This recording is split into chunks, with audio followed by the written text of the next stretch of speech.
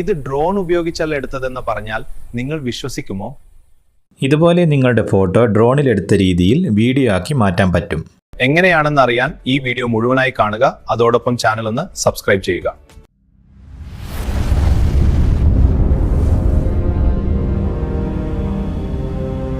നിങ്ങളുടെ മൊബൈലിൽ Grok application download ചെയ്ത് ഇൻസ്റ്റാൾ ചെയ്യുക.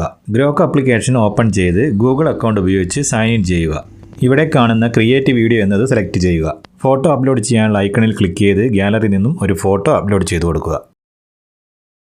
ടൈപ്പ് ടു കസ്റ്റമൈസ്ഡ് വീഡിയോ എന്നെടുത്ത് ഈ ഒരു പ്രോംപ്റ്റ് ഇവിടെ എൻ്റർ ചെയ്ത് കൊടുക്കുക. ഇതിൻ്റെ പ്രോംപ്റ്റ് ഡിസ്ക്രിപ്ഷനിൽ ഉണ്ടാകും. അതിനുശേഷം സൈഡിൽ കാണുന്ന ആരോയിൽ പ്രസ് ചെയ്യുമ്പോൾ വീഡിയോ ജനറേറ്റ് ആവുന്നത് കാണാം.